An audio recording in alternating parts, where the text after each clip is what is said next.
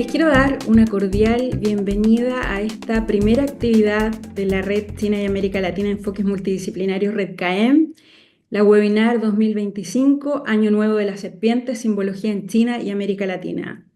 En primer lugar, quiero agradecer a la Fundación CLEC, Oficina Regional para América Latina y el Caribe del Ministerio de Educación de China, y a su director Roberto Lafontaine, al Centro de Estudios sobre Asia del Pacífico e India de la Universidad Nacional de 3 de Febrero en Argentina, a su coordinador Sergio Cesarín, también a la revista Dangdai y a su director Gustavo Nga.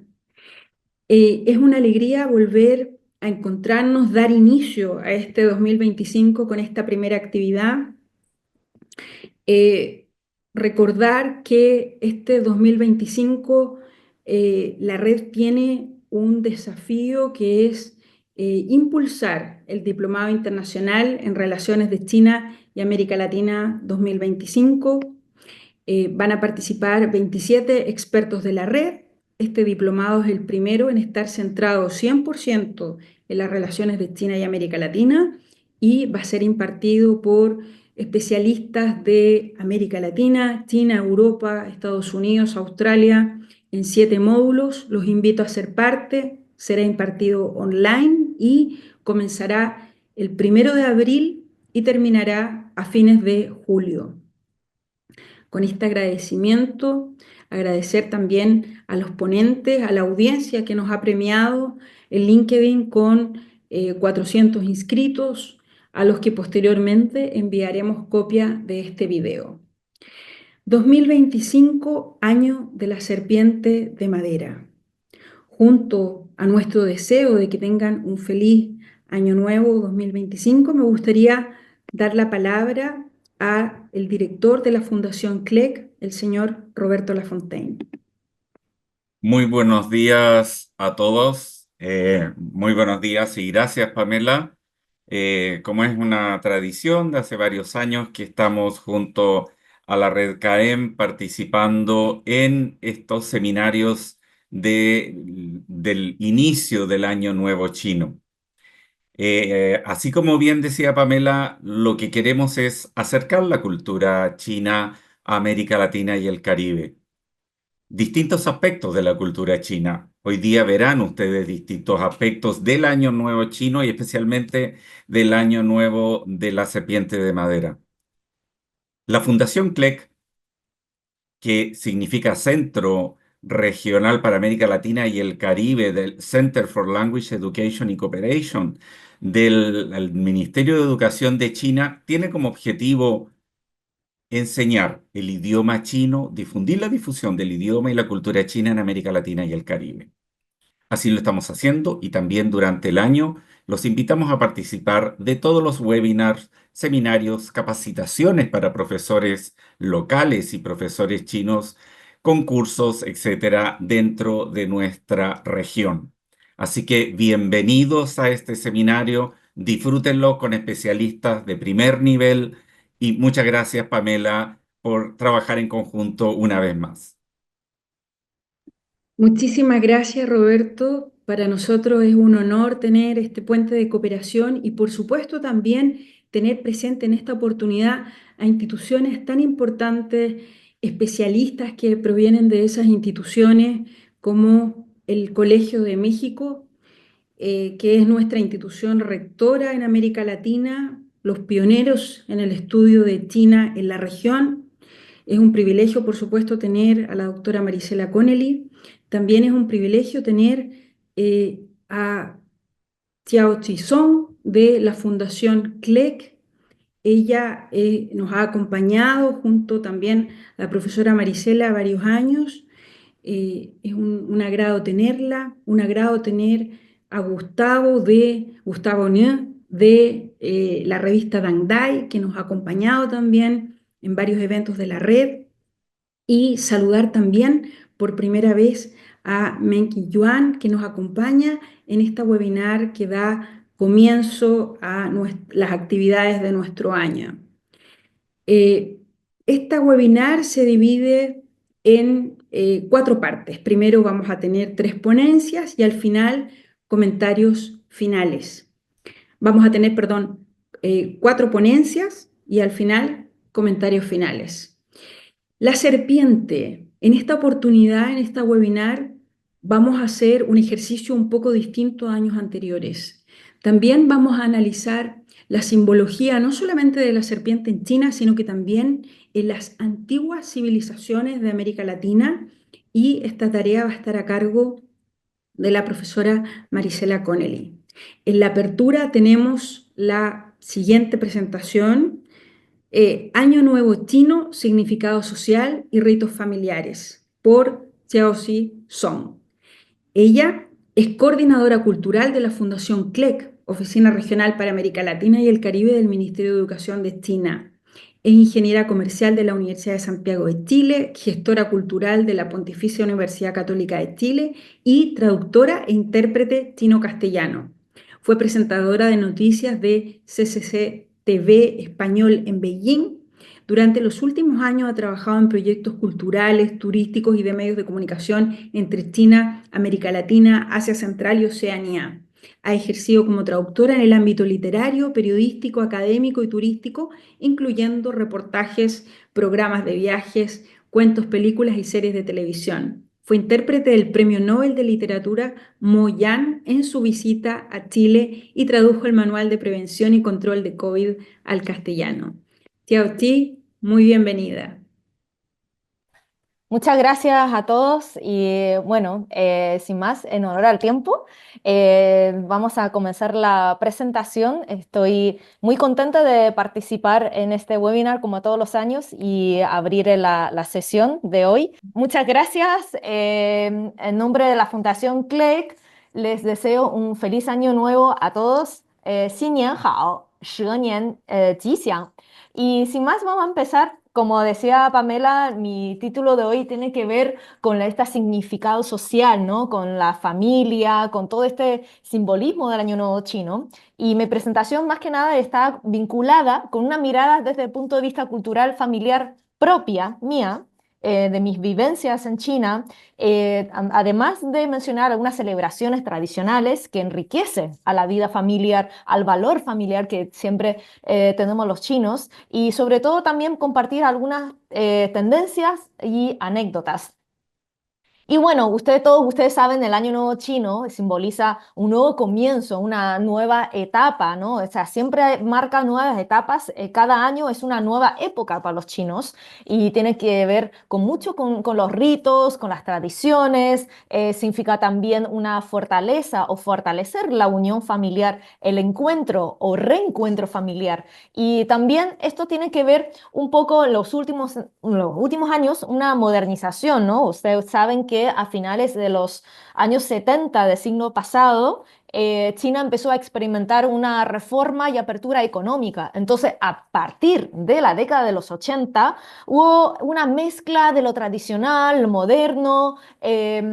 Dicen que algunas tradiciones se han perdido, etcétera. Entonces hoy quiero compartir un poco con ustedes esta mezcla de tiempos modernos, antiguos y cómo se está dando hoy en día en China, ¿no? Para que hacerlo más relajado, entretenido, para que todos podamos disfrutar en estos 20 minutos algunas anécdotas entretenidas. Bueno, para empezar, ustedes saben que en China se rige por el calendario lunar chino, y no solamente en China, sino que muchos países de Asia, sudeste asiático, Asia oriental, todavía siguen usando este calendario, ¿no?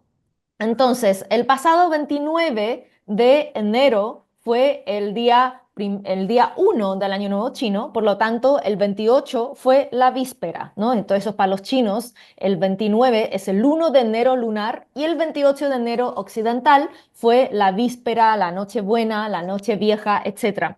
Y como decía anteriormente Pamela, este año celebramos el año de la serpiente. Entonces, ¿quiénes son serpientes según el horóscopo chino? Los que fueron nacidos en el año 59, 65, 89, 2001, etcétera, porque ustedes saben que el horóscopo chino se rige por un ciclo de 12 años, ya sí. Entonces este año nacerán las pequeñas serpientes en 2025.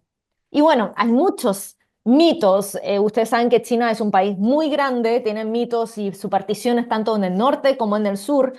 Siempre insisto que la cultura china es muy diferente, tanto en el norte como en el sur, en la zona central de China, en la zona occidental de China, etcétera. Pero muchas veces se asocia, por ejemplo, el horóscopo chino con un dios que se llama Tai Sui, ¿no? Que está influyendo constantemente en el zodiaco chino. Y según el taoísmo, muchas veces la gente que es el año de la serpiente o es el año de su horóscopo chino, tiende a ofender el Tai Sui. Es decir, este año, los que tienen el signo serpiente, ojalá puedan vestirse con alguna vestimenta de color rojo, calcetines rojos, pulseritas de color rojo, básicamente para no ofender a Tai Sui y para protegerse también de algunas maldiciones, porque estás muy expuesto, ¿no? Este año es tu año, es tu signo, entonces durante este año es mejor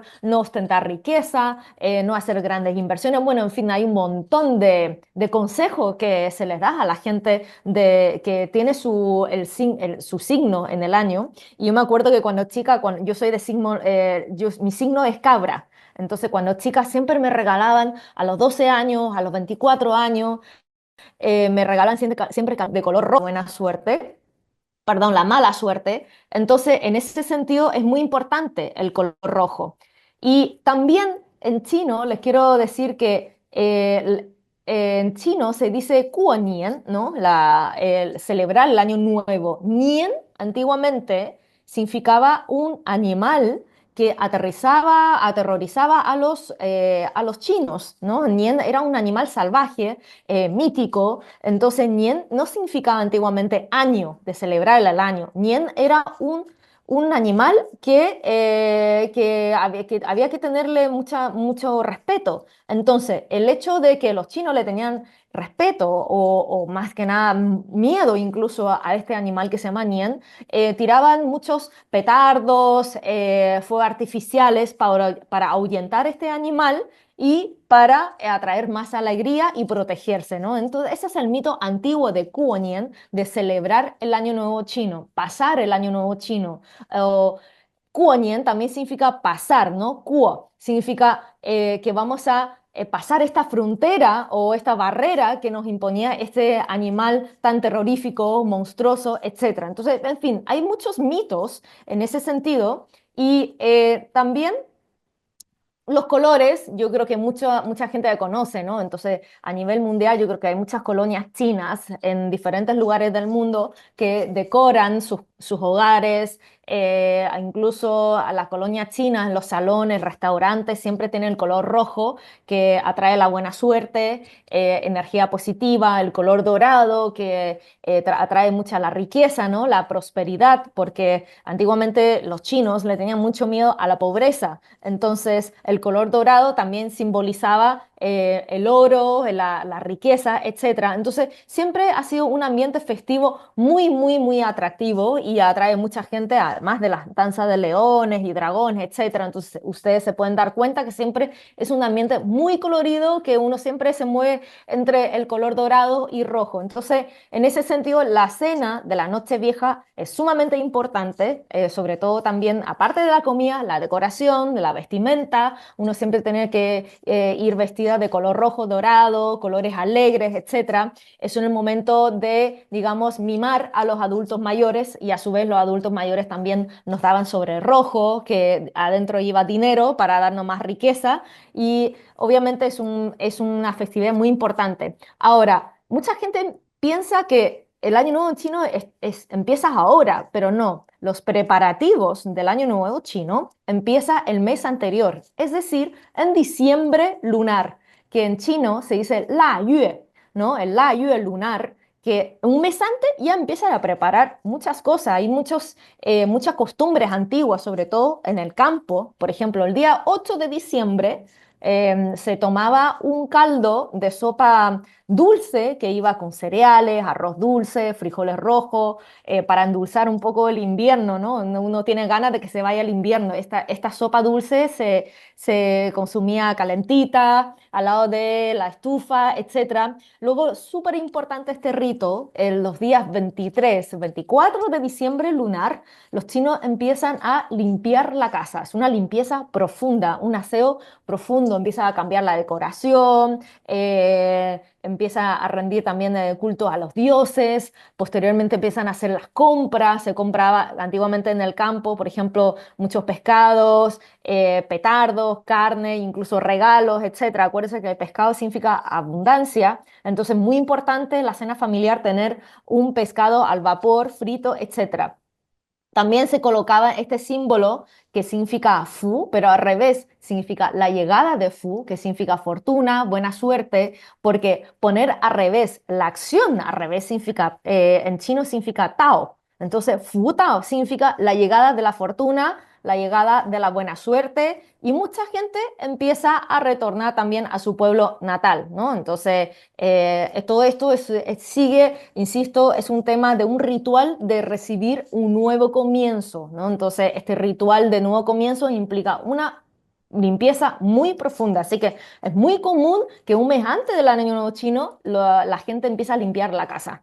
Y la gran migración china es un tema muy moderno, es uno de los elementos modernos en China después de la apertura y reforma económica, gente que gasta mucho dinero para regresar a su pueblo natal, porque como mucha gente de otras provincias van a ciudades grandes a trabajar, entonces los trabajadores de origen rural empiezan a retornar a su casa porque esta es la festividad más importante del año en su vida. Entonces es muy importante, y en mi caso, bueno, yo viajaba cada año desde Santiago de Chile a Beijing a ver mis abuelos. Eso ya lo empezaba a hacer desde diciembre, y para estar siempre con el abuelo la máxima cantidad de tiempo posible, ¿no? Y en los tiempos modernos también hay rupturas, hay conflictos. Esos también son problemas sociales que se han generado esto, porque hoy en día la generación mía, que somos tal vez la primera generación de hijo único, entonces hay muchos problemas. Mis amigos chinos siempre tienen este problema. La víspera del Año Nuevo chino, ¿con quién los pasamos? ¿Con los suegros o con mis padres?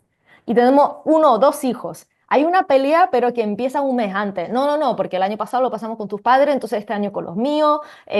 Yo vivo fuera en otra provincia, tenemos que ir con los niños. Entonces, en fin, hay muchas peleas. Hay psicólogos que asesoran a la gente que por favor no se peleen, sino que pónganse de acuerdo un año tú en tu familia, el año nuevo luego en mi familia, o lo pasen juntos si se llevan bien, ¿no? Entonces, estos son, digamos, problemas modernos que hay en la sociedad china.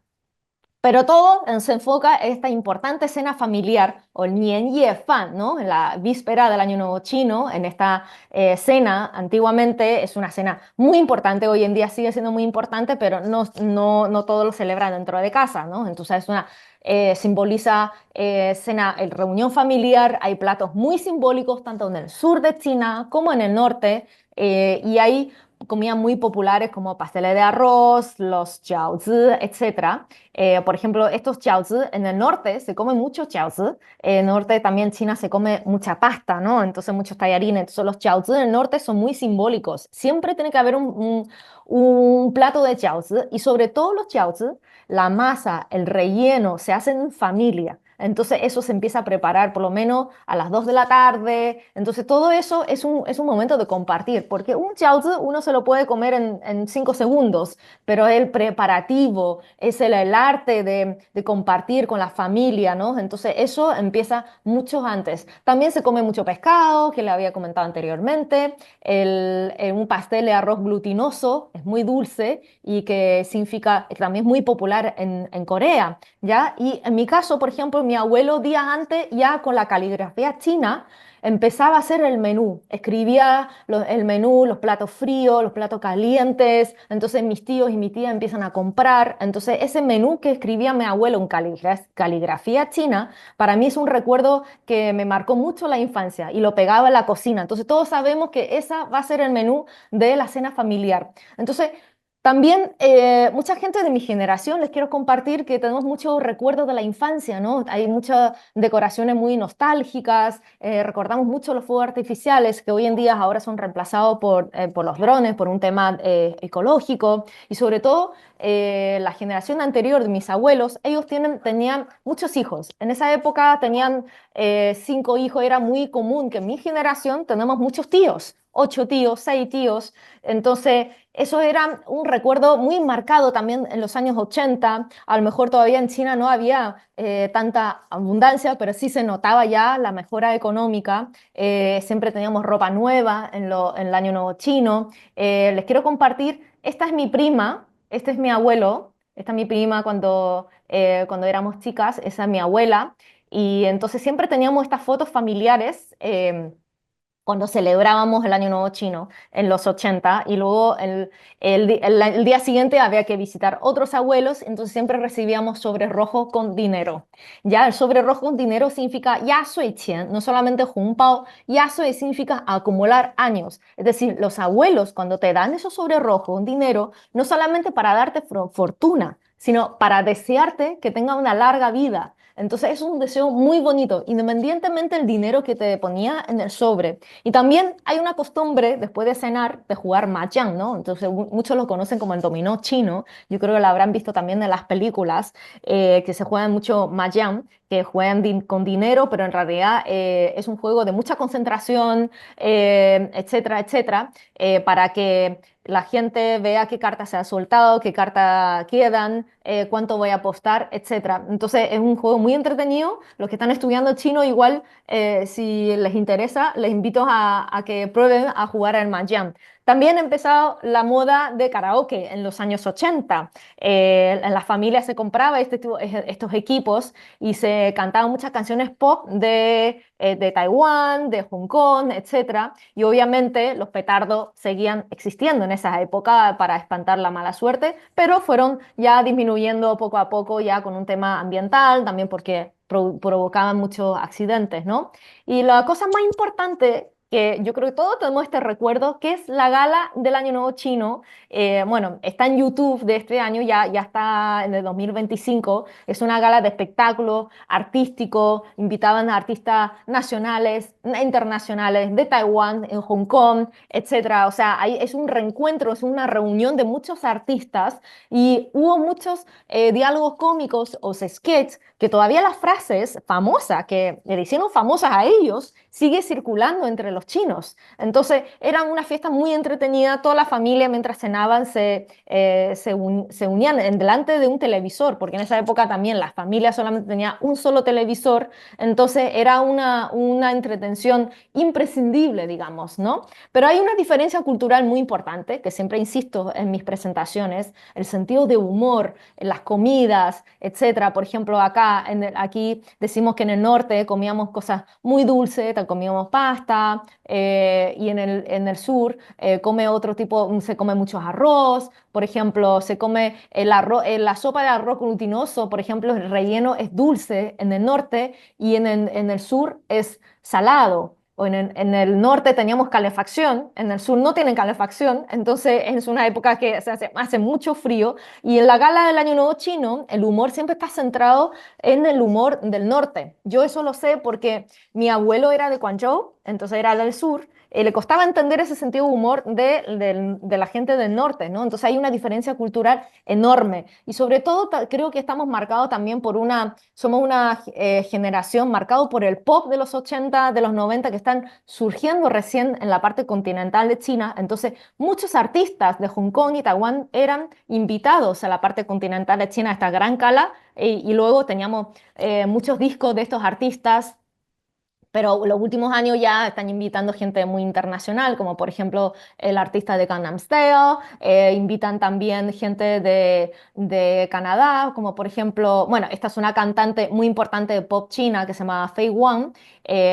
Aquí invitaron a Celine Dion a cantar una canción muy famosa que se llama Flor de Jazmín, Mo Li Hua, con la cantante folclórica Sun Tzu-yin. Se invitó también el año de la amistad de China y Francia a Sophie Marceau y cantó la canción La Vie en Rose con Liu Huan, que es uno de los cantantes pop más importantes de China, yo diría, en su momento, porque él nunca falta en los Juegos Olímpicos para dar la canción pop del momento, etcétera, y tiene una voz rockera, tal vez muy marcadas, ¿no? En esa época, así que si tienen la oportunidad de ver esos algunos videos en YouTube, sería bueno que conocieran esa China moderna, esa China pop de la época, y bueno, se va modernizando también. Entonces este año yo creo que si algunos han visto en la gala del Año Nuevo Chino de 2025, salieron ya los robots a bailar con las artistas chinas. Esto fue un video súper importante, creo que ha tenido muchas visualizaciones para que lo puedan buscar. Y empieza también las vacaciones. Hay unas vacaciones de 10 días. Antiguamente esos 10 días uno lo dedicaba para visitar a los abuelos, familiares, pero ahora esos 10 días los jóvenes a veces también salen de viaje, ¿no? Entonces, y las comidas va variando en los días. Habíamos comentado aquí en la previa que el primer día se come jiaozi, el 2 de enero se come pasta, el tercer día comemos también una especie de jiaozi quizás de forma más plana y así. Entonces hay muchos menús. Ahora, toda esta fiesta termina en el Festival de Linterna, que es del día 15 de enero. Espero que ustedes se puedan fijar que va a ser la primera noche que vamos a tener la luna llena de 2025, según el calendario lunar chino, y ahí se finaliza la fiesta, las celebraciones, etcétera. Entonces, obviamente hay una influencia de modernización, se han perdido tradiciones, etcétera, pero hoy en día yo creo que los chinos siguen tratando de buscar un equilibrio entre lo antiguo y lo nuevo, ¿no? Entonces, por ejemplo, antiguamente la gente siempre tenía a alguien en la cocina, normalmente eran las mujeres que cocinaban, ¿no? Entonces, en el campo, sobre todo, los hombres sentados con los niños y la mujer que era que llevaba los platos, que a la mesa, porque la comida china se consumía en el momento, caliente, ¿no? Entonces, siempre había alguien ahí trabajando en vez de disfrutar. Entonces hoy en día hay gente que reserva un restaurante para toda la familia y reserva un menú familiar. También hay una especie, en Chile decimos fonda, ¿no? Que es una feria, un festival que se hacen en los templos chinos. Estos días, si alguien está en China, pues sobre todo en Beijing, le invito a que vayan a los templos a ver la fonda china. Este antiguamente es un recuerdo mío de el templo taoísta Paiyun, que ahí, si se dan cuenta, hay una campanita en esta medalla. Uno tenía que tirar una moneda y achuntar a la campana para que te diera buena suerte. Y tocar este mono, que yo no sé si todavía existen, porque todo el mundo tenía que entrar a tocar ese mono para que le diera buena suerte. Entonces, estas son unas tradiciones muy antiguas. Y mucha gente, los jóvenes modernos, ya a partir del día 2 el 3 después de haber estado con los abuelos, con los suegros, con los papás, van de vacaciones porque hay que aprovechar esos días de vacaciones. Entonces, es una mezcla de nostalgia, recuerdo, y también yo creo que refleja mucho los cambios que ha experimentado la nueva China en los últimos años, ¿no? Entonces, la foto familiar también ha cambiado su formato, y sobre todo en todo el año, en todo el mundo, se ha masificado esta fiesta, ¿no? Con comida típica china, con la danza del león. Las colonias chinas en el mundo siempre tienen esta costumbre de salir a celebrar y que el país en donde residen sepan que el Año Nuevo Chino es muy importante y traer mucha buena suerte a la gente local o en el país donde residen. Usted, Alemania, bueno, Pamela está en Alemania, Gustavo, tú estás en Argentina. Seguramente la colonia china siempre tiene muchas celebraciones. Y para finalizar, les quiero recomendar una película que ha sido estreno de este año aquí en Latinoamérica, que se llama eh, Cómo hacerse millonario cuando muera la abuela. Es una película tailandesa, pero me gustaría que apreciaran esta película porque es una familia de origen chino que vive en Tailandia, para que puedan darse cuenta las antiguas costumbres y tradiciones de China que se ha trasladado al sudeste asiático, a Japón, a Corea, en Vietnam, etcétera. Es una película muy bonita, tiene que ver mucho con los valores chinos. Sobre todo hay una escena que sí celebra el Año Nuevo chino, así que no le voy a hacer spoiler. Si tienen la oportunidad, sería recomendable que la vieran. Y porque mi costumbre siempre es recomendar algo de cine, de serie, para que la gente conecte mejor con la cultura china. Y bueno, eso ha sido un poco mi presentación con este significado social, con cómo ha evolucionado las tradiciones chinas y sobre todo seguimos celebrando esta fecha tan importante que sobre todo fomenta la unión y los valores familiares y sobre todo el compartir en comunidad y dar los mejores deseos tanto a la familia como en el mundo. Así que muchas gracias, 谢谢，新年快乐。Muchísimas gracias, Tiago. Ti. Es una excelente presentación. Literalmente abriste los fuegos de la webinar eh, por todo lo alto. Ha sido muy interesante y ahora vamos a presentar a Gustavo, ¿no? Él va a hablar sobre la simbología serpiente de madera en el imaginario cultura china. Sí, Gustavo ¿me es escuchan? cofundador de la revista Dangdai en 2011 en Argentina, periodista y escritor, coautor de El otro bicentenario, coautor de Todo lo que necesitas saber sobre China, autor de El año del gallo, Mariposa de otoño y El año del perro, miembro de la red CCTSS de Chinese Culture Translation Study Support. Gustavo, muy bienvenido, muchas gracias por ser parte. Bueno, muy buenos días, muchas gracias por invitarme. La verdad quiero felicitar a Xiaoxi la simpatía y esto nos conectó directamente con China, ¿no? O sea, es una ventana hacia el interior de China. No voy a poder, intentaré ser simpático, pero no voy a poder igualar tu simpatía. Quiero felicitar a la Fundación CLEC por este evento. Por la organización, a la red KM, especialmente Pamela Aróstica, perdón, realmente impresionante la organización de este evento. Soy descendiente de chinos, por eso tengo este apellido. Soy descendiente de cantoneses, igual que Xiaoxi. Nací en Argentina y como periodista, hace una cantidad de años, estoy dedicando a China y a la relación entre China y Argentina. En estos años he tenido oportunidad de aprender algunos aspectos de la cultura de China que quiero compartir con ustedes.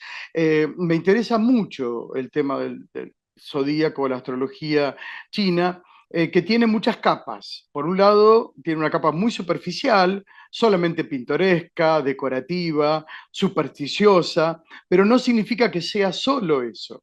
Lo que a mí me interesa es que abajo, digamos, de esta superficie hay capas y esas capas son muy profundas. Estamos iniciando el año de la serpiente, estamos cambiando de piel, interesante, estamos empezando el año de la serpiente y uno de los atributos que la cultura china le da a la serpiente es el de la sabiduría.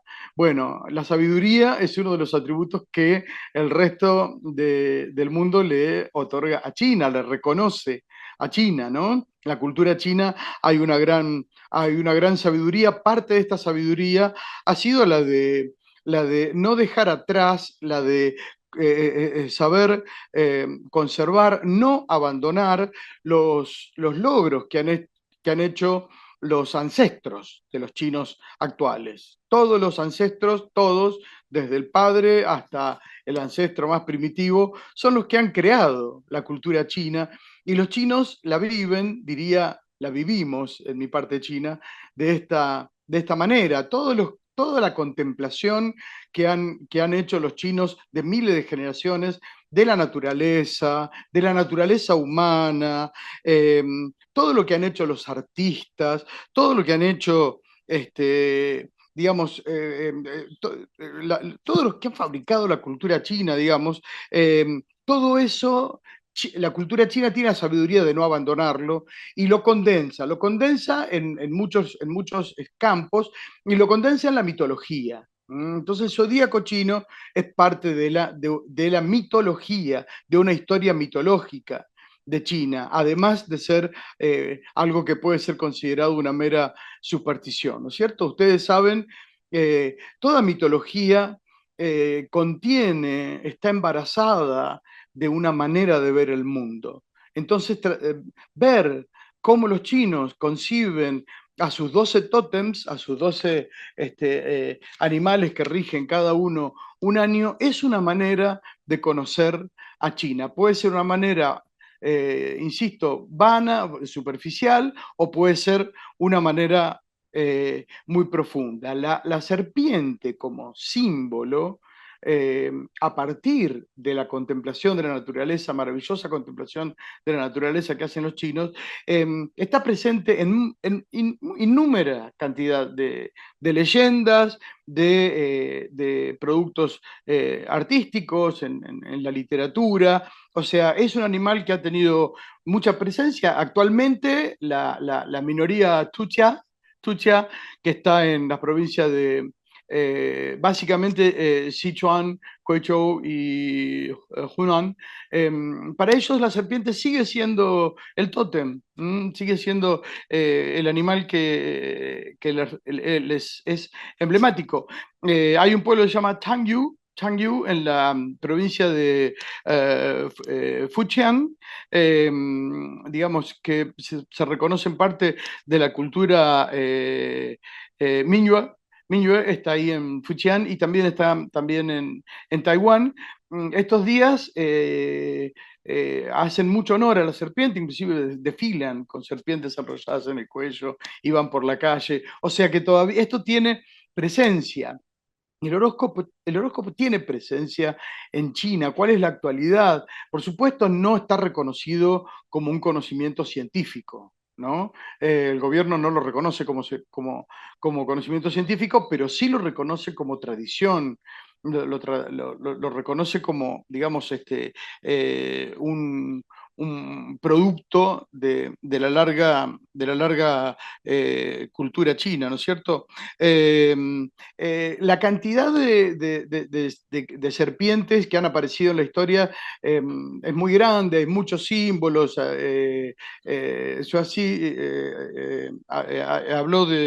Habló de una serpiente. Bueno, cada una de esas, en cada uno de esos cuentos se van viendo los atributos de la serpiente. Entonces nos interesa eso, ¿no? Podemos buscar en Google cómo son cada uno de los animales y vamos a leer en 3 líneas una descripción muy somera, y muy poco rica.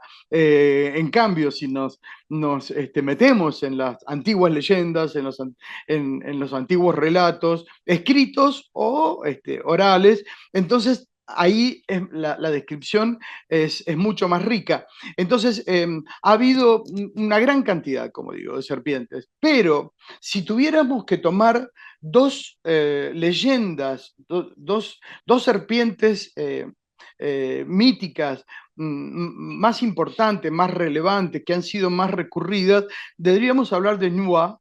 Y deberíamos hablar de Bai Suchot, que es la serpiente blanca, ¿sí? Entonces quería contarle un poquito de estas dos para a través de las historias poder reflejar algo de lo que yo sé que simboliza la serpiente. Vamos a empezar por Nua, que me parece quizás la más importante. Hay versiones de la historia de Nua. No les voy a leer la lista porque se nos va a hacer muy largo, pero bueno, en las respuestas a este video en YouTube podemos referir. Pero bueno, por lo menos en textos del periodo de los reinos combatientes, ¿sí? Entre el año 475 y 221 a.C., ahí ya aparecen historias de Nua, ¿sí? Y si queremos, en la gran novela china, El sueño en el pabellón rojo, que es del siglo XVIII, desde el comienzo está Nua. Desde el comienzo tiene una presencia muy importante. Lo que quiero decir es que está en la historia literaria, tomada la literatura como, en un gran sentido, está en una cantidad de historias. La historia, si tenemos que resumirla de alguna manera, es bueno. En un principio, en el principio de los tiempos, inclusive antes de que se creara el tiempo, estaba Nua, que se encuentra, de alguna manera, en algunos mitos está sola, se encuentra con Fuxi. Fuxi es a su vez su hermano y su marido, eh, y de alguna manera están entrelazados ellos, ¿sí? Muchas representaciones muestran a los dos con cabeza humana y con el cuerpo entrelazado. Esto es muy importante, hay como una... ¿Por qué? Porque lo que interesa en Uwa es que es el mito de la creación. Nuwa en algún momento pertenece a un mundo que todavía está indiferenciado, ¿sí? Entonces, la aparición de Fuxi crea la primera diferenciación del mundo. Ese mundo primario podemos considerarlo como un mundo blanco. Tomemos este color blanco porque es importante, recordémoslo. Eh, Después, en algunas otras formulaciones del arte, del arte pictórico, pero también en el Tao Te Ching, se dice que el mundo era indistinto hasta que apareció el primer trazo. Ese primer trazo es negro, ¿sí? Y entonces dice, acá aparece la primera división, por primera vez el mundo es distinto, se puede distinguir entre una cosa y otra, ¿no? Entonces, blanco, negro, como dos rasgos, aparece el yin-yang, ese es el yin-yang, ¿sí? En la sentencia del Tao Te Ching es que de las dos cosas nace una tercera, la tercera es la dinámica. La tercera es la dinámica porque no son blanco y negro estáticas, son dinámicas. Entonces la dinámica crea un tercer elemento y dice, y de las tres elementos surgen los 10.000 seres. ¿Sí? Esto es filosofía pura. Traducido a la leyenda de Nuwa, Nuwa es la que se mira en el agua, se ve hermosa, dice el mundo está desierto, puede estar lleno de otros seres hermosos, y es la que empieza a crear a los hombres con barro. Ahí hay una analogía con el origen bíblico del hombre, ¿no es cierto? Bueno, entonces, esta es la serpiente creadora. Ahora, hay un tema muy interesante filosóficamente, y es que una vez que se termina aquel origen en que todo estaba fundido en una sola cosa y empiezan a distinguirse y el mundo se hace todo distinto, entonces Nuwa empieza a tener nostalgia de aquel momento en que todo era uno. Empieza a sentir que aquello era la felicidad. Y surge su deseo de volver a aquel estado. Entonces, en la serpiente habita el deseo de la fusión, la relación entre las cosas para la serpiente tiende a ser la fusión. La mejor manera de relacionarse entre las cosas tiende a ser la fusión. La fusión, para la búsqueda de la unidad, es un tema muy importante para China. Digamos, el ser uno para China, un país, un territorio, un pueblo, el gran primer emperador Qin, lo que buscó era justamente unificar todo, ¿no es cierto? Entonces fíjense que acá hay una expresión de un deseo. Y lo segundo es en la expresión del deseo mismo. Entonces la serpiente es un animal que desea, todo el deseo es característica de la serpiente, es atributo de la serpiente. Entonces es un año en que el deseo es importante. Por supuesto, estas cosas no son negativas o positivas, pueden ser negativas o pueden ser positivas. Sí, esto ha surgido muy bien formuladamente desde Menchi en su historia, discípulo de Confucio, en su historia, en su formulación del destino, ¿no es cierto? El hombre decide.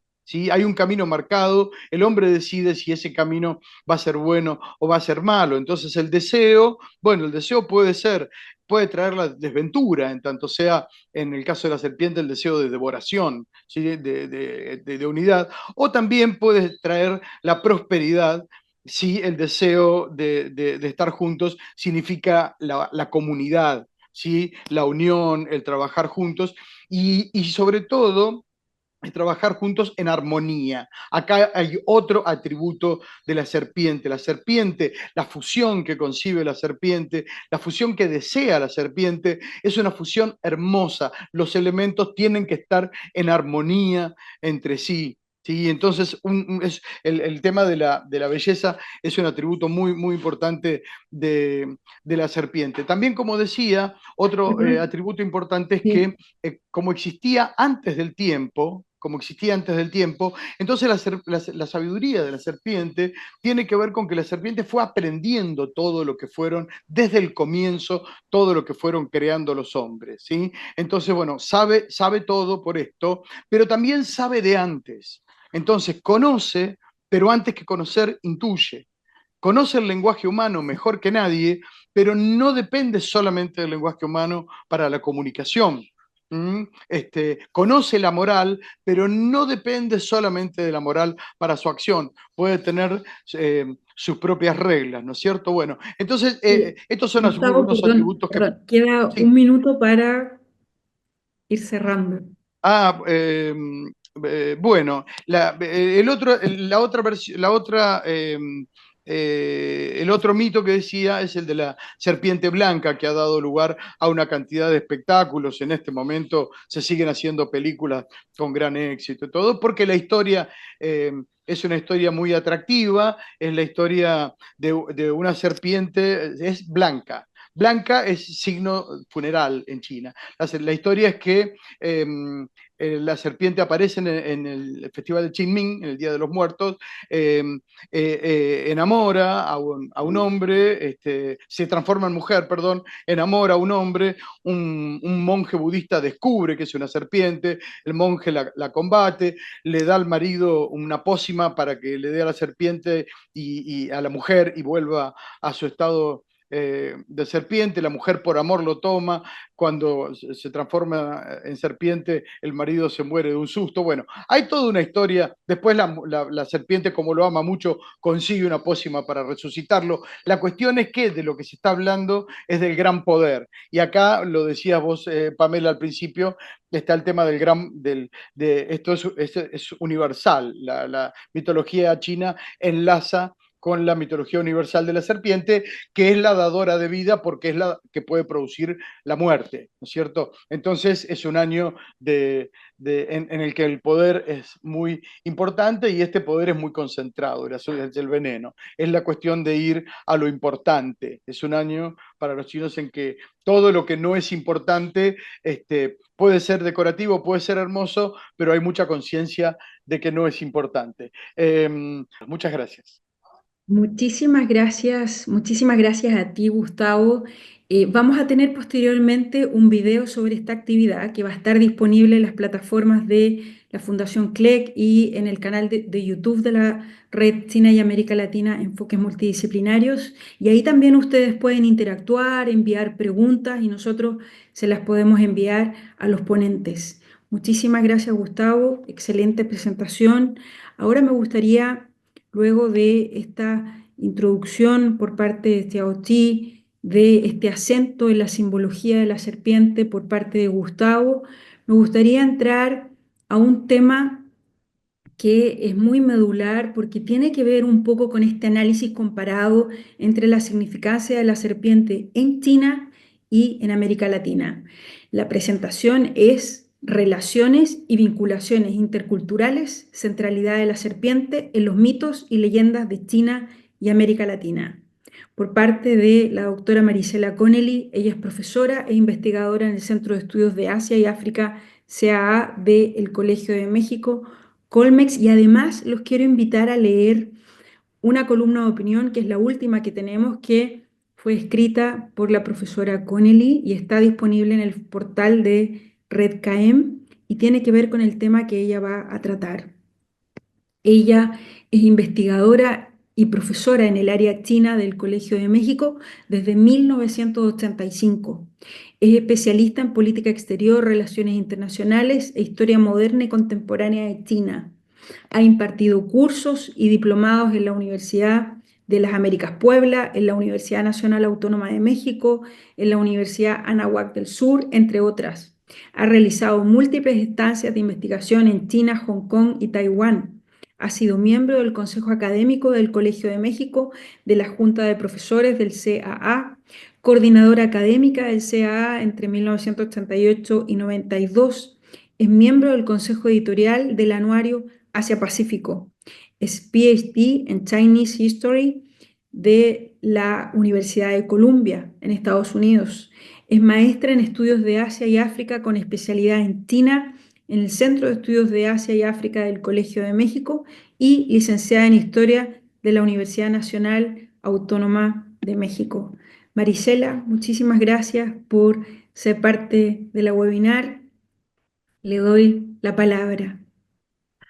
No, muchísimas gracias por invitarme a este webinar. Para mí realmente es un gusto estar con todos ustedes y sobre todo estar en este webinar en donde estamos hablando precisamente de este Año Nuevo de la Serpiente. Muchas gracias también a la Fundación Clerc y pues para mí les digo es realmente un gusto estar aquí.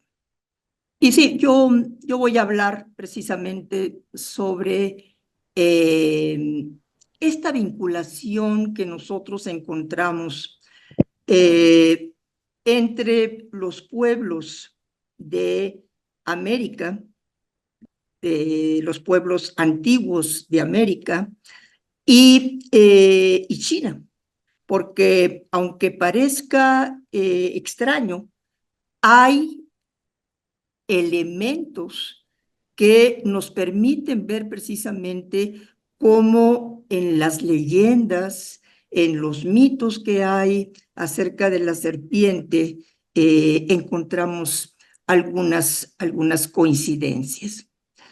Y bueno, como ya se ha dicho también aquí, la serpiente es un animal interesante en el sentido de que, por un lado, al hombre sí le causa temor. Vemos unas víboras enormes, ¿no? Que realmente causan mucho temor y además pueden hacer mucho daño instantáneo. Pero al mismo tiempo tiene ese significado, ¿no? De que cambia de piel.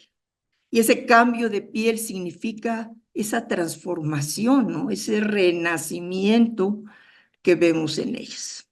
Por eso, en todas las culturas, en las religiones, encontramos esta serpiente con sus diferentes presentaciones.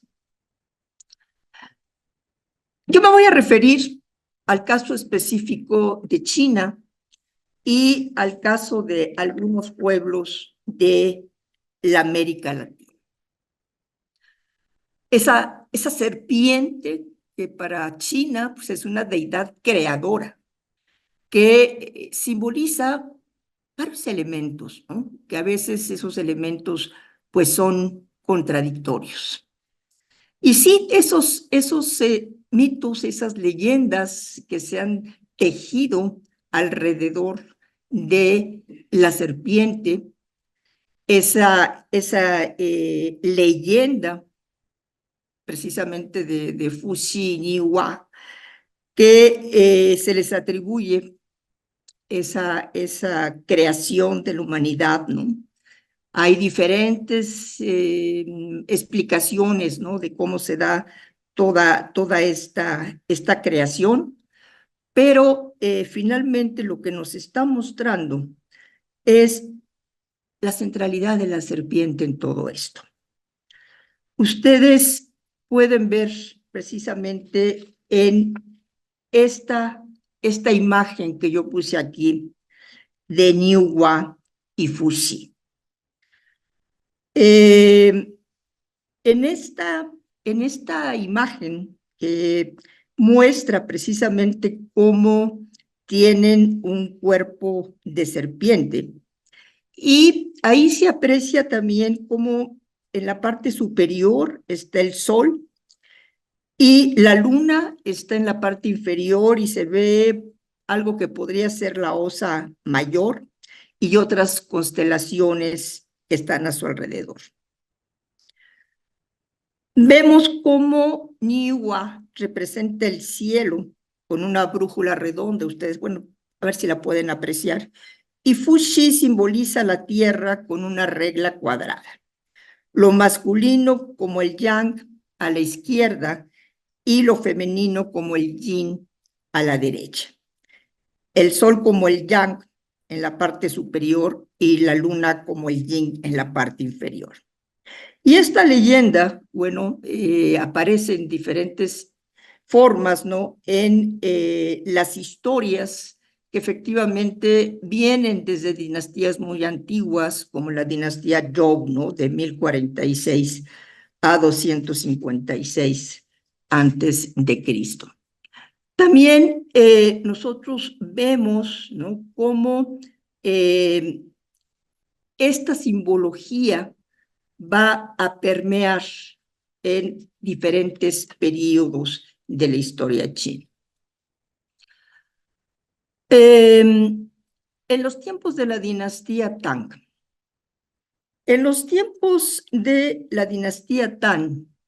también tenemos algunas historias en donde vemos esta figura de la serpiente, que en algunas de ellas adquiere una connotación negativa. Se le ve como un ser siniestro, un ser mentiroso, que siempre está engañando al ser humano. Hay varias historias acerca de eso. Y se dice que esa famosa emperatriz china, Wu Zetian, que reinó entre los años 690 y 704, y que precisamente porque su padre se preocupó por darle una educación como la que tenían los hombres, aprendió a leer caracteres, aprendió filosofía, en fin, y que finalmente de concubina logra convertirse en la esposa primero del emperador Taizong, y después de varias vicisitudes, de varios problemas, después de que muere Taizong, también va a ser esposa de su hijo Gaozong. Y finalmente logra quedarse como emperatriz. Y esta mujer, que por un lado se le ve como una persona mala, perversa, que tiene muy mala reputación, por el otro se le ve también como una mujer inteligente, una mujer que supo darle al pueblo lo que necesitaba y que fomentó la cultura. Y esta mujer, Wu Zetian, ella utilizaba mucho la simbología de la serpiente. Y entonces, bueno, cuando tenía algún enemigo, cuando había una persona que realmente le molestaba, entonces les cambiaba los nombres y les ponía en su lugar nombres que tenían que ver con algún término de la serpiente, como pitón o misma víbora, ¿no? Dándole esta connotación negativa. Y sí, la famosa leyenda de la serpiente blanca, ¿no? Que efectivamente es una leyenda que en China todo el mundo la conoce, se ha escenificado en teatro, en otras obras, ¿no? Y es realmente muy, muy conocida. Y ahí también vemos esa figura de la serpiente, pero con una connotación positiva, ¿no? Esta serpiente que tiene una transformación, ¿no? Y que conoce a un hombre que finalmente la trae, Xu Xian, con el que contrae matrimonio, y después cómo es descubierta, ¿no? Por este monje, ¿no? Fa Hai, que descubre su verdadera personalidad, y eso pues hace que el pobre hombre con el que se casó se muera del susto, ¿no? Y finalmente, bueno, después hay una situación en la que se logra revivir, ¿no? al esposo, y Bai finalmente lo rescata y pues trata de llevar una vida con él. Pero aquí también nos damos cuenta, ¿no? De cómo se concibe a la serpiente como ese ser que puede ser bueno, que necesita tener experiencias a otro nivel, ¿no? Y que por eso se convierte en humano. Y bueno, ahora pasamos a América. América, en donde nosotros vemos cómo los pueblos de esta región, los aztecas, bueno, primero los toltecas, ¿no? Más antiguos, luego los aztecas, los mayas, y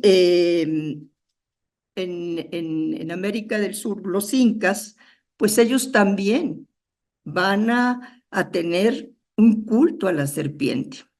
En estas áreas va a ser muy importante la serpiente, como ese ser fuerte, ese ser sabio, ese ser que se puede transformar, que puede ser creador del cielo, de la tierra, de todo, y que además le puede brindar al hombre lo que necesita, alimentos, el maíz que es tan importante en América, el maíz.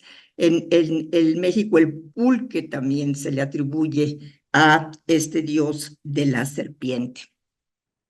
Entre los aztecas es Quetzalcóatl, el dios que está representado precisamente como una serpiente emplumada. Y tiene poderes sobrenaturales, por eso es que los aztecas lo representan en varias de las pirámides que hasta la fecha todavía podemos ver en varias áreas de México. Y en este calendario que ustedes pueden ver aquí, el Tonalpuhualli, que es un calendario ritual o lunar, y que es una herramienta también que se usa en la astrología. Esta piedra del tiempo lleva grabada la cuenta de los días y el destino, ordenando el propio universo y rigiendo el cómputo de los cielos, que además ajusta la vida de los pueblos y de los hombres a la pulsación cósmica, al compás de las estaciones y otros fenómenos que determinan mutaciones terrestres y cambios energéticos. Y aquí, precisamente en este calendario, el quinto elemento está representado por la serpiente. Hay una historia de Quetzalcóatl que nos dice, por ejemplo, que él llegó primero al pueblo de los toltecas, que yo les comentaba que, bueno, es un pueblo de los más antiguos, ¿no? Al área de Toyán, y que ahí es donde empieza él a mostrar su poderío. Después, hay una historia de Quetzalcóatl en el que dice que Tonacatecutli y Tonacatahuatl estaban casados y crearon la mitad del mundo. La otra mitad fue creada por sus hijos, Quetzalcóatl y Tezcatlipoca. Quetzalcóatl, que se muestra como un hombre sabio, en tanto que Tezcatlipoca se le muestra como un hombre agresivo. Entonces, bueno, hay una rivalidad entre ellos y eso es lo que causa la creación, la destrucción de 4 eras o soles en este mundo, por lo que después ya viene esta era que es la del quinto sol. Entonces vemos cómo Quetzalcóatl va a ser muy, muy importante entre los aztecas y también entre los mayas. Entre los mayas, este dios poderoso, este dios que se ejemplifica en una serpiente emplumada, entre los mayas se llama Kukulcán. Y ahí vemos también cómo se muestra como un dios poderoso, como un dios fuerte, que puede caminar en la tierra, puede caminar sobre el agua, es el que puede conectar con la energía solar. Kukulcán realmente va a tener connotaciones de un ser divino, un ser que puede darle al ser humano lo que quiere, un ser que también escucha al ser humano. Y lo mismo, aquí vemos cómo se le representa en todas estas pirámides que tenemos en esa área de los mayas, ¿no? Por la península de Yucatán y luego llega hasta el área de Guatemala. Ahora, en el sur, en el sur de América. En el sur de América, entre el pueblo inca, ahí vemos la serpiente Amaru, la serpiente que representa la deidad de la vida y de la muerte, el orden, el caos, ¿no? Lo espiritual y lo material a la vez. Esta serpiente Amaru tiene realmente una connotación importante en todas las historias que tenemos en esta área del sur de América. Aparece en la cosmología, en los rituales, en la vida cotidiana. Se le asocia también con el agua, con la fertilidad y la transición entre los mundos.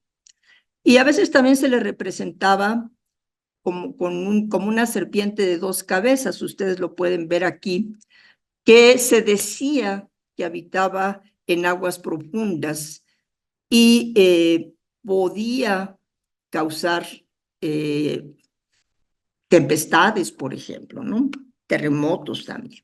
Entonces era una serpiente también muy importante, muy poderosa, y precisamente por eso es que se le tenía tanto respeto entre estos pueblos.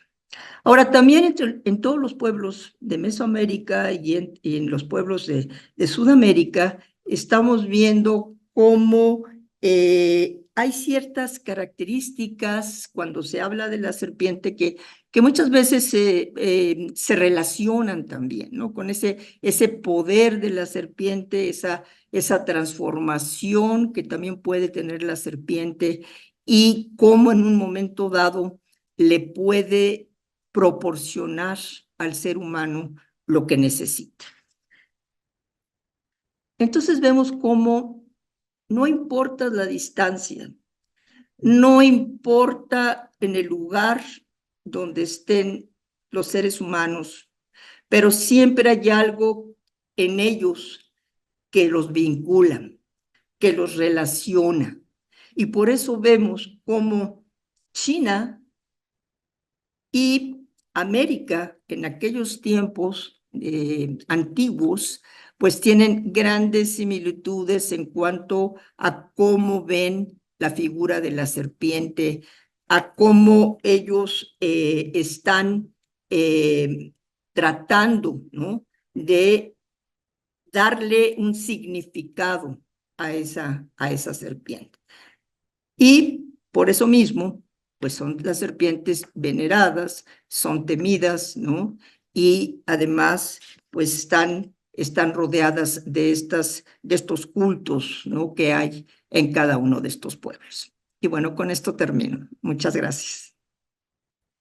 Muchísimas gracias, Marisela. Como siempre, una excelente presentación, muy estimulante con respecto a este análisis comparativo de lo que significa la serpiente en las antiguas civilizaciones de América Latina y lo que significa en China.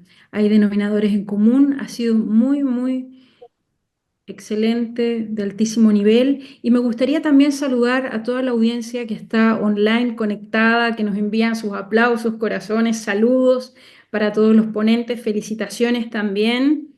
Y también quisiera saludar a la audiencia virtual que se va a conectar posteriormente para ver este video por medio de nuestro canal de YouTube. Muchísimas gracias. Y ahora me gustaría presentar la siguiente ponencia. Esta es una pregunta. ¿Qué esperar en el año de la serpiente de madera? Correlaciones con cambios políticos, sociales y económicos globales, por parte de Sergio Cesarín. Sergio Cesarín es Master of Arts de la Universidad de Pekín, investigador del Consejo Nacional de Investigaciones Científicas y Tecnológicas de Argentina, CONICET, coordinador del Centro de Estudios sobre Asia, el Pacífico e India, CEAPI, de la Universidad Nacional de 3 de Febrero, UNTREF, en Buenos Aires. Ha desempeñado funciones como asesor en el Ministerio de Economía, Ministerio de Relaciones Exteriores, Ministerio de Comercio Internacional y Culto, Ministerio de Ciencia y Tecnología de Argentina. Es autor de numerosas publicaciones sobre las relaciones entre China y América Latina. Sergio, muy bienvenido. Quiero agradecerte a vos, Pamela, por todo el trabajo y por la organización, como directora ejecutiva de la Fundación, de la red, perdón, CAEM, a la Fundación CLEC y a la participación del resto de los colegas. En lo personal, siempre sabes que valoro muchísimo este tipo de apoyo y de posibilidad de apertura para participar y exponer en estos eventos. Simplemente yo, como se han dicho muchas cosas, no podía con mi genio y no puedo como aparecieron varios términos, digamos, de las exposiciones anteriores, pero no puedo dejar, y disculpen que sea un poco obsesivo con la demonización que nuestra cultura ha hecho de la serpiente, porque bueno, ha sido quien la entrega la manzana a Eva, ¿no? Entonces hay como ahí una dialéctica muy fuerte que en realidad nosotros estamos tratando de componer desde otro ámbito cultural, algo que para lo que es nuestra tradición, en gran parte para muchos de nosotros en nuestra tradición, tiene un fuerte componente de demonización, cuando no siempre así, por supuesto, lo es. Pero bueno, no podía dejar de expresar este pensamiento que me apretaba el corazón. Yo voy a tratar de compartir una presentación eh, muy dialogada, porque quisiera que hubiera, más allá de los comentarios de la profesora Menchi, luego hubiera preguntas. Así que simplemente voy a tratar de, como digo, compartir el tema de los ciclos y de los tiempos. Me gusta el término ciclo. Yo no me voy a expresar ahora mucho sobre esto porque he puesto algunos puntos que me parecen interesantes de reconocer, pero me gusta el tema de lo cíclico, ¿no? Lo cíclico, evidentemente, lo circular.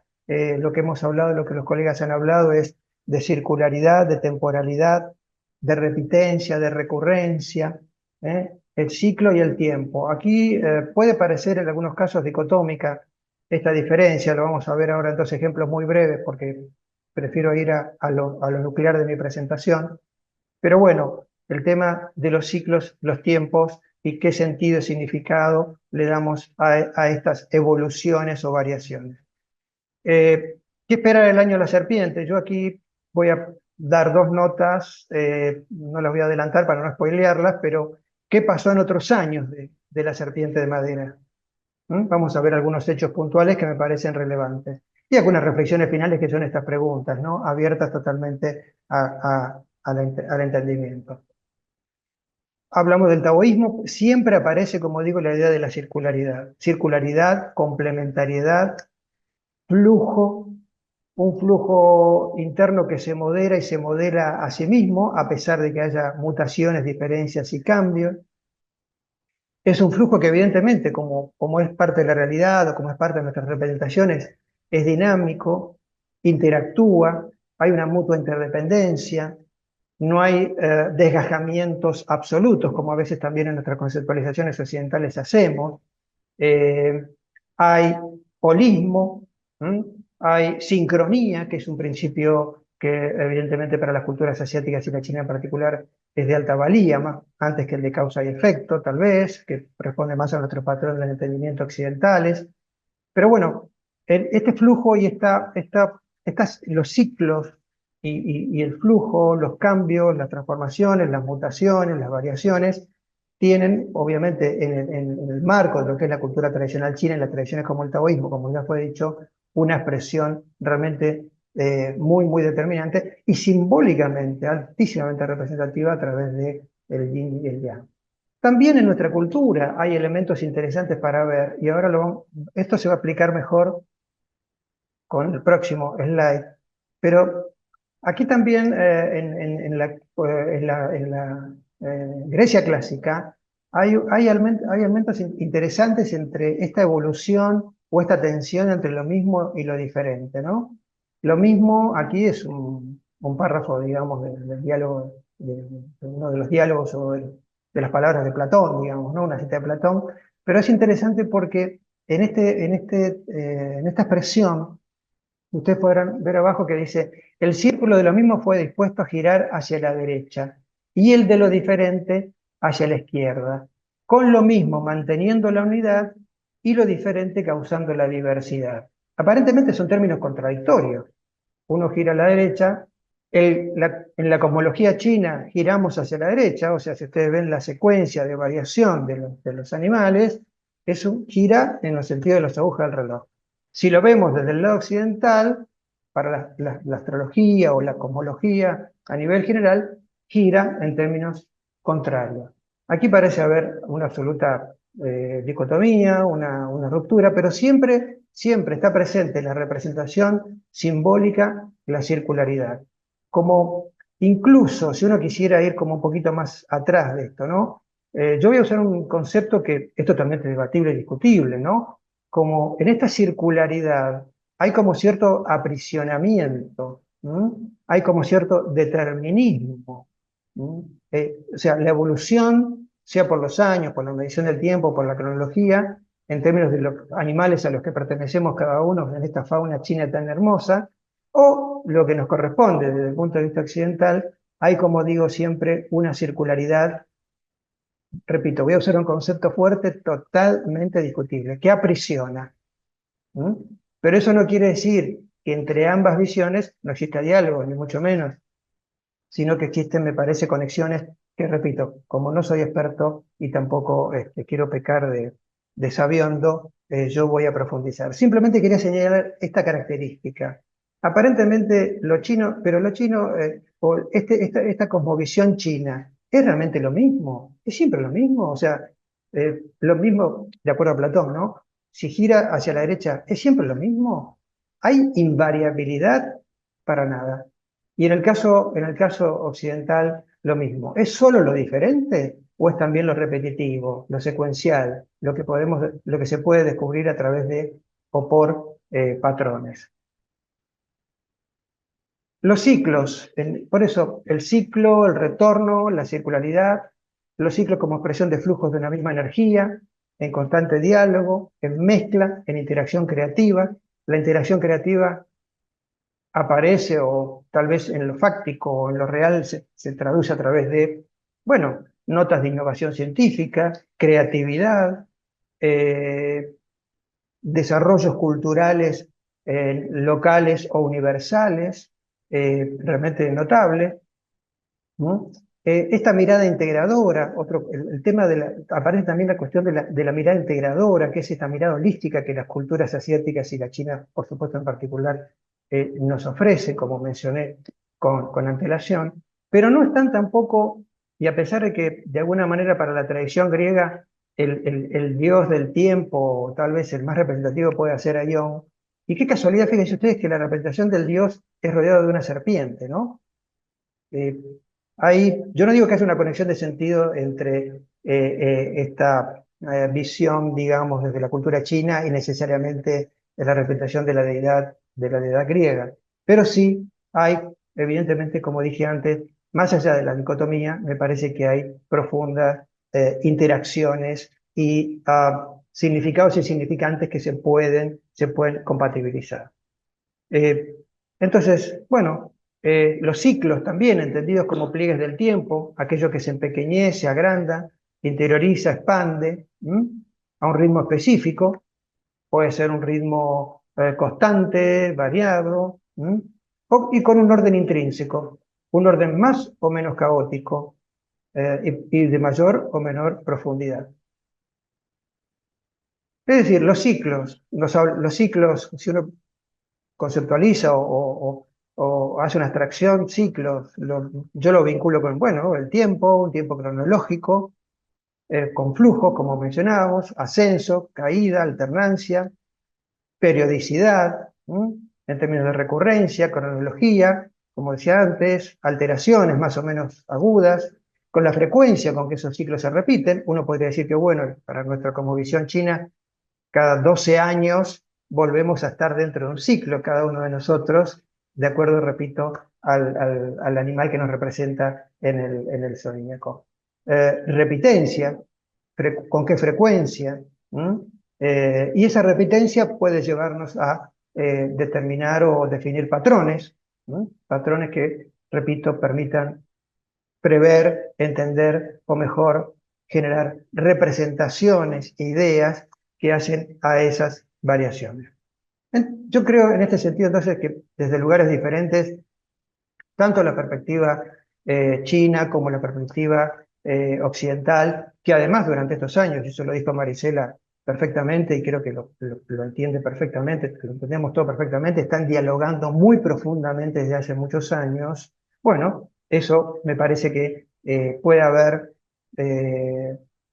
como dije antes, poner en juego, ¿no? De alguna manera, si uno pone en una plataforma común la contingencia, la mutación, la diversidad y lo que es continuo, permanente e indivisible. Entonces, ¿qué sucedió en otros años regido por la serpiente madera? Eh, lo primero que tenemos que decir es que, de acuerdo a la interpretación de las secuencias que nos trae, de esta nueva etapa que nos trae la serpiente madera, la serpiente en gran medida circula, serpentea, atraviesa las grandes huellas por el peso, ¿no es cierto?, que ha dejado el dragón. O sea que en gran medida la serpiente recorre senderos y caminos de alta coincidencia con aquellas grandes huellas que pudo haber dejado, los grandes remesones, digamos, que ha dejado el año del dragón. Y recordar que la madera, entiendo, ocupa el primer lugar en el orden de los elementos, con lo cual la madera podría simbolizar, interpretación personal, un nuevo comienzo, es un nuevo inicio, es una nueva fase. Bueno, la madera es dadora de vida, la serpiente es sabiduría, y en esta mezcla maravillosa existen, como digo, elementos de interpretación como los que estamos desarrollando en este webinar.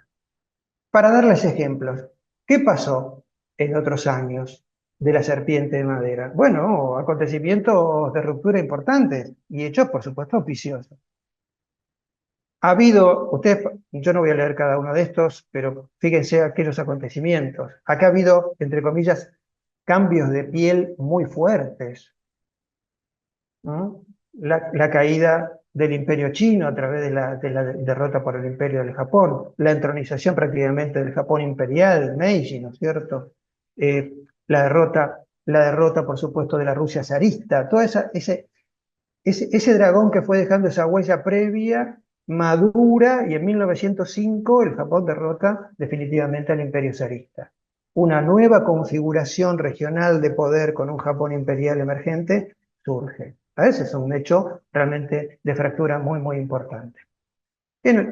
Hay aspectos de innovación científica muy importantes, de ruptura.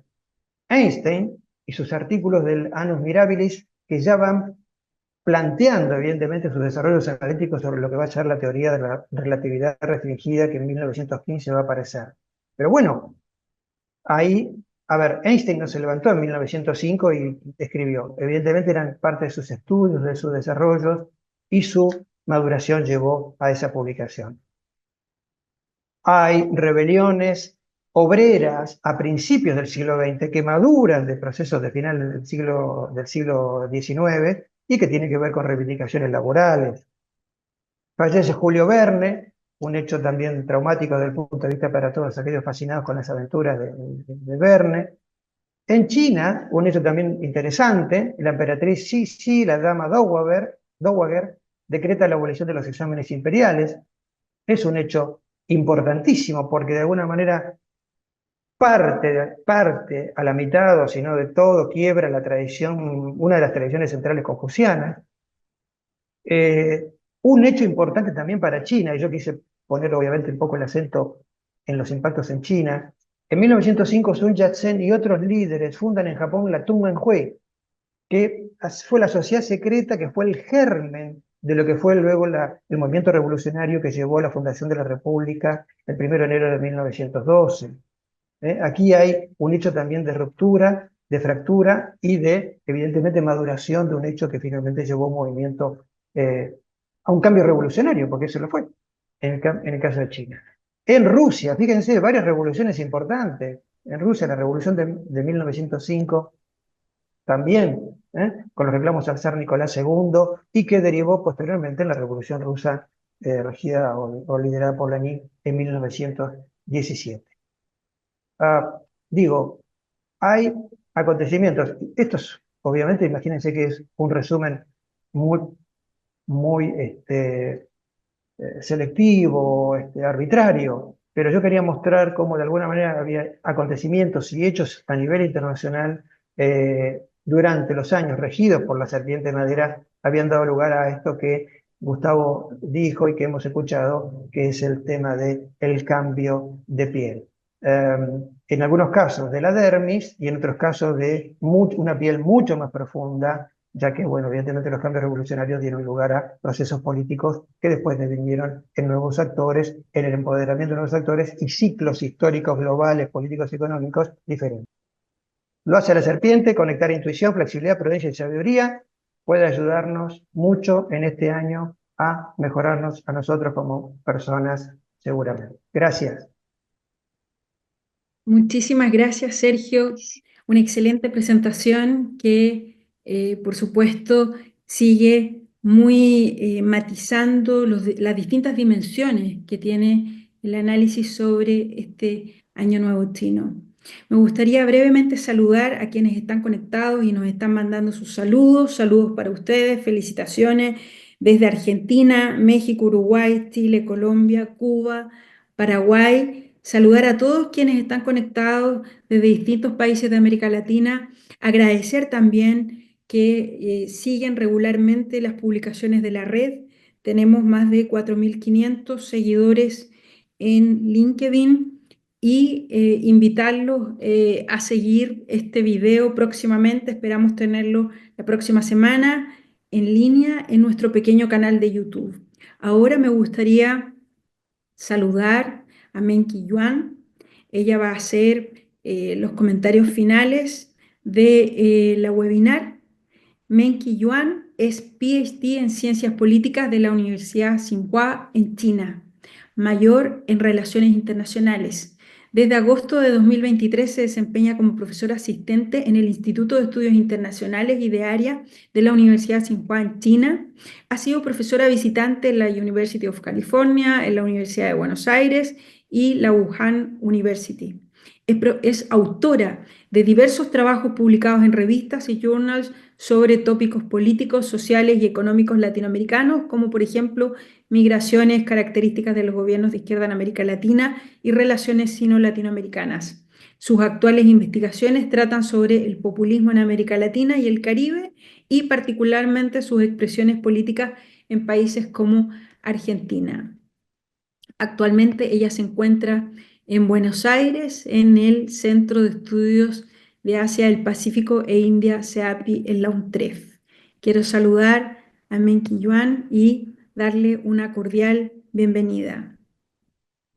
Y gracias por la introducción de Dr. Pamela y quiero agradecer a todos los ponentes por sus presentaciones tan enriquecedoras y a ustedes, público, por su interés en esta temática que une historia, cultura y actualidad. Mi comentario es muy breve y también es un privilegio de ser este diálogo intercultural sobre Año Nuevo Chino y su simbolismo en el zodiaco. Como síntesis de los 4 ejes presentes, primero es desde ritos sociales y familiares desde la profesora Shashi Song y también desde el símbolo sobre China, que desde el profesor Gustavo Wu, y también conexión interculturales desde profesora Marisela Coreni y al final proyecciones globales desde el profesor Sergio Cesalín.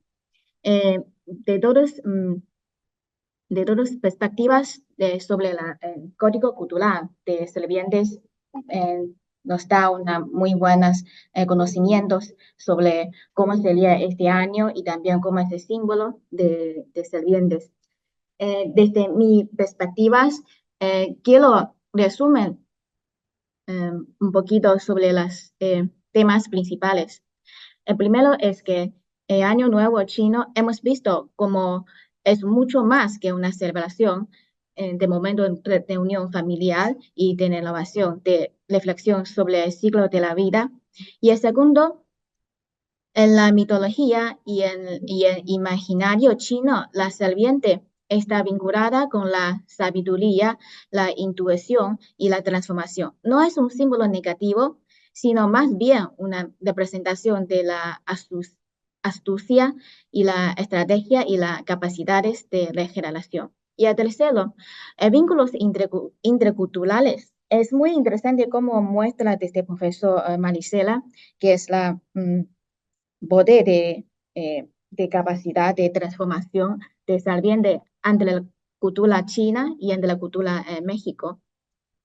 Desde que hasta Goa, en la tradición mesoamericana, hasta los dragones serpenteantes en la mitología china, podemos observar un patrón universal donde la serpiente simboliza el cambio, el conocimiento y el poder.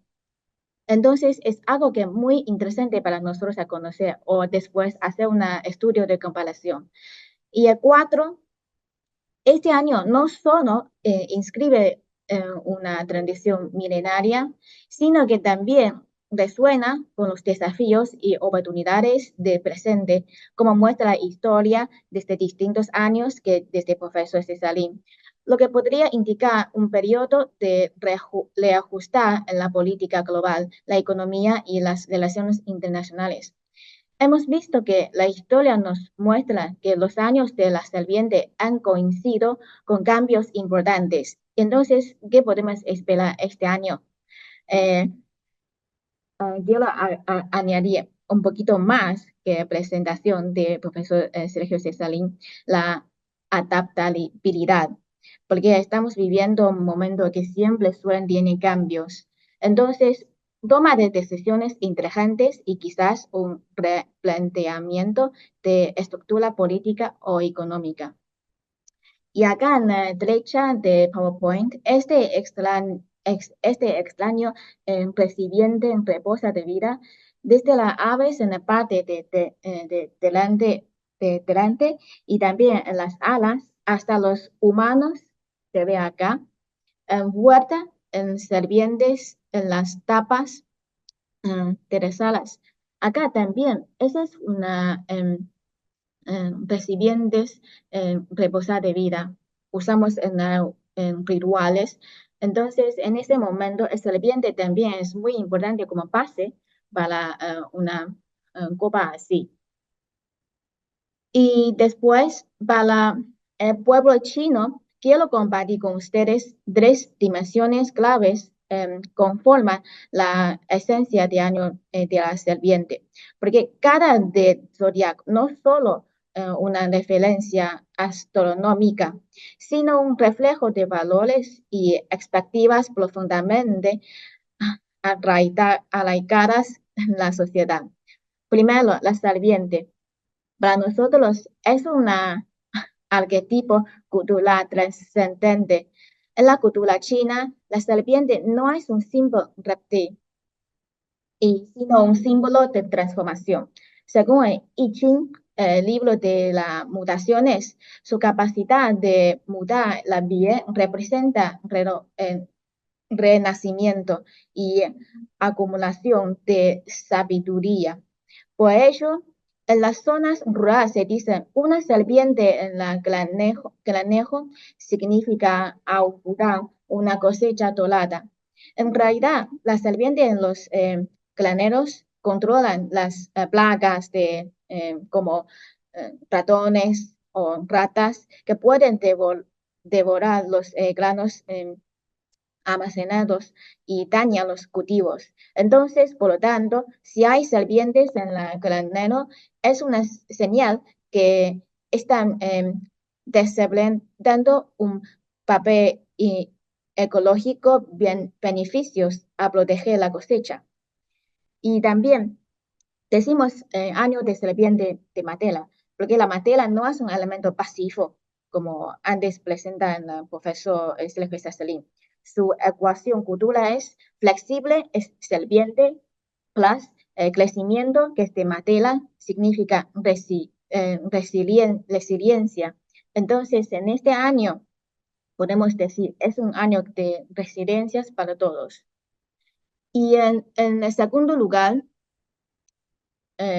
significa tiempo cíclico, porque año de serpiente es un diálogo entre astronomía y mitología. El zodiaco chino no es simplemente el calendario. Los 12 animales corresponden a las 12 ramas del astro. Entonces, basada en la órbita de Júpiter, la serpiente ocupa el sexto puesto, equilibrando el yang, el yin y el yang de dragón y a caballo. Y también, este año nosotros saludamos con amigos, familias, decimos 事事如意. El carácter chino 四 significa serpiente, comparte su raíz etimológica con 四, que es ritual, 祭祀. Esto revela su conexión sagrada, que durante la dinastía Shang, la serpiente es la mensajera entre el cielo y la tierra. Y desde ese lugar, que es desde perspectiva de puentes culturales, de Yangtze, del río Yangtze a Quetzalcóatl. ¿Cómo vincula este con occidental? Porque, por ejemplo, Quetzalcóatl en América tiene serpientes o más o menos más parecido como dragón en la cultura, y en China también tenemos Shenlong, que es dragón mágica. Descubrimos un algoritmo universal que es ciclo vital. Ese significa muda de bien y reconfiguración radical. Y entonces, ese también significa la humanidad siempre ha buscado símbolos universales de regeneración. Y hay otro dicho que es, hoy cuando los chinos decimos 蛇形, movimiento serpentino, no hablamos de engaño, sino que la persistencia flexible, como el agua que escupe montaña sin destruirla. Por ahora, en ese momento, es como las empresas chinas adoptan estratégicas serpentinas en secciones occidentales. Para terminar, ¿qué podemos avanzar sobre este año de la serpiente? Creo que nos podemos inspirar a renovar perspectiva como su muda de piel y armonizar tradición y innovación. Y también deje redes interculturales con su sabiduría, como ahora estamos en esta charla. Y al final les agradezco su atención y les deseo un próspero reflectivo año de la serpiente de Matela. Que este año nos traiga sabiduría, renovación y éxito para todos. 谢谢. Muchísimas gracias, Menqi. Tu presentación ha sido un excelente broche de oro para cerrar la webinar. Quiero saludar a cada uno de los ponentes, hacerles extensivas las felicitaciones que están llegando por parte de una leal audiencia que se ha mantenido prácticamente toda la webinar. Posteriormente vamos a tener disponible este video en nuestras redes sociales. Agradecer las distintas dimensiones, los análisis que han desarrollado ustedes, muy enriquecedor, por supuesto. Agradecer a la audiencia que nos verá posteriormente, dejarlos cordialmente invitados para ser parte de nuestro próximo Diplomado Internacional en Relaciones de China y América Latina. Pueden encontrar toda la información en nuestro sitio web. Vamos a comenzar el 1 de abril y vamos a terminar a fines de julio en formato online. Varios de los profesores están acá y ha sido un privilegio esta webinar. Nos vemos también nuevamente, ojalá, el 2026 para celebrar un próximo Año Nuevo Chino. Le mando un gran saludo a Marisela Connelly en Ciudad de México, Tiao Tizón en Santiago de Chile, Gustavo Nguyen y Sergio Cesarín en Buenos Aires, Argentina, y también a Menqi Yuan, que se encuentra en Buenos Aires, Argentina. Muchísimas gracias por sus análisis, muchísimas gracias a la audiencia por esta retroalimentación y como red, y por supuesto muchísimas gracias a la Fundación CLEC, que es nuestro partner nuestra webinar, Andrea Mella, que se encuentra en los temas técnicos apoyándonos, y quiero desearles a todos y cada uno un excelente Año Nuevo Chino de la Serpiente de Madera, con muchísima armonía, que podamos adoptar algunas de las virtudes que tiene la serpiente, que podamos hacer un recambio de piel, que podamos realmente empaparnos de su sabiduría, y les mando un gran abrazo. Un gran abrazo y hasta luego, hasta nuestra próxima actividad. Adiós. Gracias.